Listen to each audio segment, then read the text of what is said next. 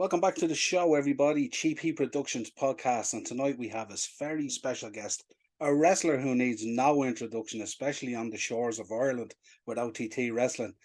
The wrestler himself, Speedball, Mike Bailey. Mike, how are you? I'm doing fantastic. Thank you so much for having me.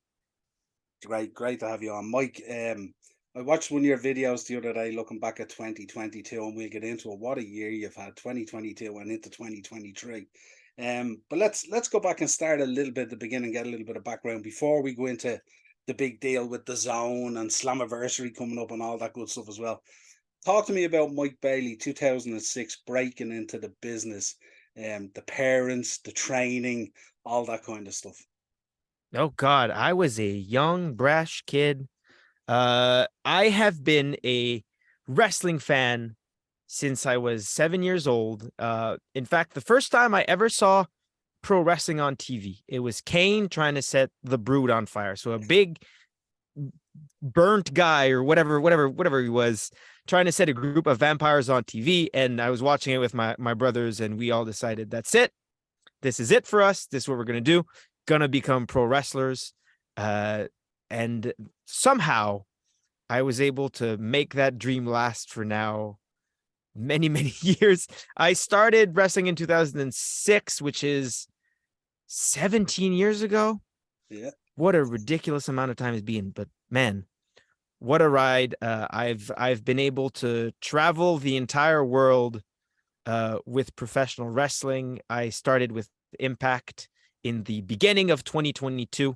Before that, I spent, before that there was the pandemic, which was awful for all. But before that, I spent many years traveling back and forth between Canada, Europe, and Japan. Spending a lot of time in Ireland in those 5 years, and all of the UK. But yeah, I ended up signing my Impact contract in late 2021 and started in 2022. And yeah, that started the journey that you've been able to watch all through Impact. Yeah, it's amazing. Talk to me about Taekwondo. I'm obviously a fight fan as well, and you come out in the ring gear, you have the Taekwondo gi on and all that kind of stuff. So there's an element of sort of, honor and respect with that as well that comes with it and all that kind of thing. And I often say like shades of GSP. Of course, you're both from Canada and stuff like that. What was the influences there, and how did Taekwondo synergize into kind of pro wrestling, and how does it match with kind of the character? Oh man, so it's funny you ask, because when I started Taekwondo, like I had no plans to start martial arts. I was a wrestling fan, and I had a friend who told me, "Hey, I'm doing Taekwondo," and I was like, "Okay, cool. Can I come do a class?" And he was like, "Yeah, sure." And I had like no really interest in martial arts, but in the back of my mind, it was like, when I do start professional wrestling, this is gonna come in handy. And and it did, which is funny. But like, if you watch me wrestle, you can see all the cool spinning kicks and the techniques that I borrowed directly from Taekwondo fighting, which is kind of what I specialize in, and what sets me apart as a professional wrestler is those kicks and flying kicks and spinning kicks. But that is only the tip of the iceberg when it comes to martial arts. Of course, I mean, you mentioned GSP, which I didn't. Georges St. Pierre, who was a former UFC welterweight champion. Well, I, of course, only found out about like later in life, when I had already been doing martial arts for many years. But I could resonate with how respectful he was, no matter how, like, that Nate Diaz and that whole press conference and how it went down between them, where Nate Diaz just trying to antagonize him and calling him names and trying to get in his skin, and George is staying respectful and polite and grateful throughout the whole thing, and communicated to the UFC audience that he knows he's just trying to sell a fight and get me angry, or he's selling wolf tickets, as Nick Diaz said at the time. But no, martial arts is really how I learned to learn, if that makes any sense. It's how Yeah. I learned that no matter how difficult something may seem, if you stick at it long enough, you do end up getting good. And seeing that in myself with martial arts helped me see that with professional wrestling as well, because I started in Canada, right? And in Canada in 2006, pro wrestling was not good. There was no visibility. There was no money to be made. There were very, very few good wrestlers around. I mean, it wasn't until shortly after I started wrestling that a promoter in Quebec City brought in Steve Carino and then Christopher Daniels to wrestle Kevin Steen, who is now known as Kevin Owens.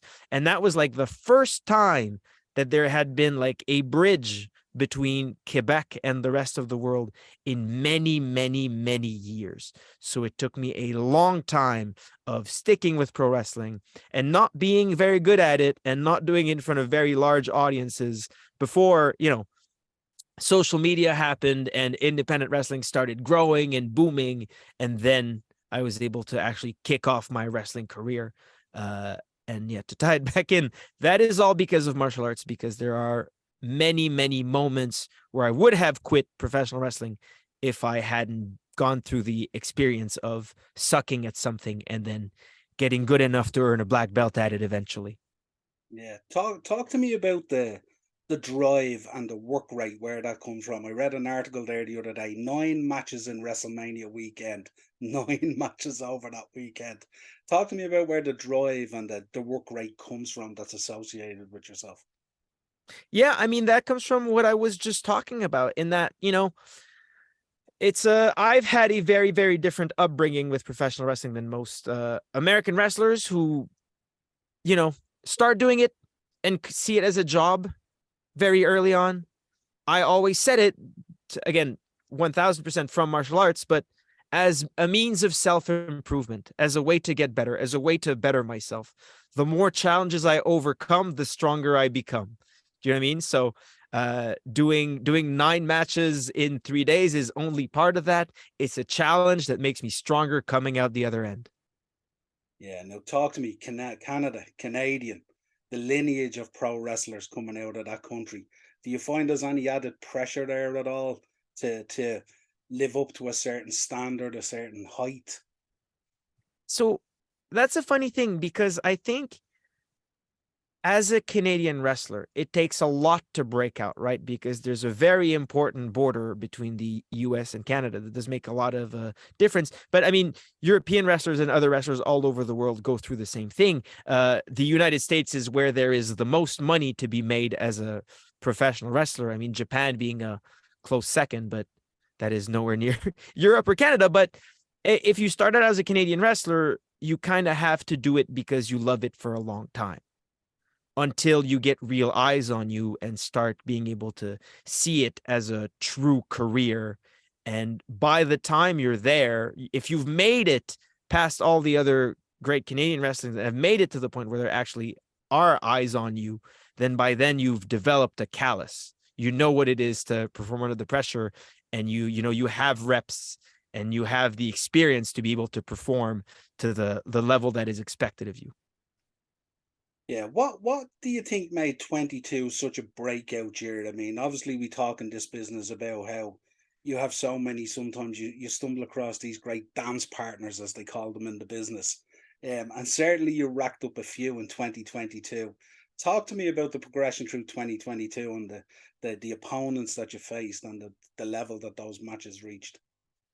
Well, I think the dance partner that I got that brought me to where I am in 2022 is Impact Wrestling in itself. And I think that before that, I performed for a lot of great companies, had a lot of fantastic matches, none of which had the visibility and the reach and the prestige that Impact Wrestling does. And I think that's made a real difference for me. The fact that I got to have a match for, nearly 60 minutes with a world champion and one of the best wrestlers in the world in Josh Alexander, that so many people got to see and watch for 60 minutes. I think that kind of thing makes a huge difference in someone's career. And a match deserving of winning that Impact Award as well, dare we say. Absolutely That's right. brilliant. Impact match of the year. Thank you Yeah. so much. Talk to me about the X Division. I mean, my draw towards Impact back in the day was they were so innovative in things like the X Division. And when I think of the X Division, I think Speedball and Mike Bailey is a great marriage for that X Division and stuff like that. Talk to me about the fun and the innovation and the creativity you go through in terms of the X Division.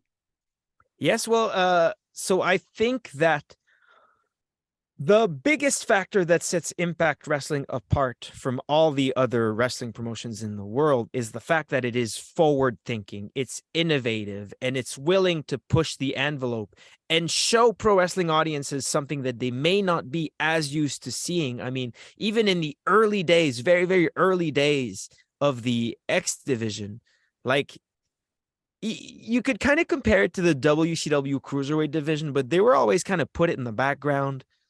Even though right now, looking back, some of the best WCW matches and some of the biggest stars that come out from then were in the Cruiserweight division, and they were only given like, very short matches in the beginning of the show. But Impact from its beginning was not afraid to put those guys that had a different style right in the front. Because they listened to their audience and that's what they wanted. They wanted that action because it's great, because it's awesome. And I mean, since then, that's kind of been the tradition of the X division, is just to put at the forefront skill and talent and sheer technical ability in the ring. And some of the greatest wrestlers in the world are Indian Impact in the X division, sorry, or have come through the X division. And I think that is not a coincidence. Yeah. Let's talk about the partnership with your broadcasting partners, Impact's broadcasting partners, the Zone, now broadcasting Impact into 170 different countries, which is absolutely phenomenal. Brilliant, brilliant stuff. Talk to me about that, and if there was any more added pressure in relation to that, now that the product is being seen by so many more eyes. So there's always pressure. There will always be pressure. I mean, if it's not myself, but having to perform at the highest level is something that I pride myself on. But I truly believe that wrestling in 2023, it is the best it's ever been. That only goes for Impact Wrestling. I think the quality of content that we are putting out is absolutely amazing, stuff that has never been seen before.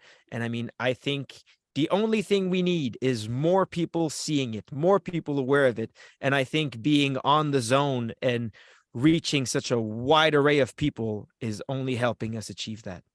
Yeah, absolutely. It's fantastic. It's a fantastic partnership. Of course, we have to talk about Slammiversary coming up in July. From St. Clair College in Windsor, Ontario, Canada. A number of matches have been announced for that pay-per-view. Of course, you can catch it on Fight TV and The Zone, and of course, tickets are still available on Eventbrite as well. But I notice most of the top tickets are nearly gone at this stage. Um, Talk to me about Speedball going back to Ontario, Canada for Slammiversary. What's the plan? Or can you give us the scoop, or is there anything in the works? Uh, Hold on, just sorry, 1 second here. I have an issue with my microphone. Okay, I think we're back. Good. Uh, Slammiversary last year, Slammiversary 2022 was when I won the X Division Championship in a Ultimate X match, one of the biggest moments of my entire career. But this year, the mission is to top that. I don't know how. I'm not sure what the plan is, but I feel like with the momentum that I have and the fact that we'll be in Canada, it is entirely possible for me to be able to top last year's Slammiversary, and that is my plan.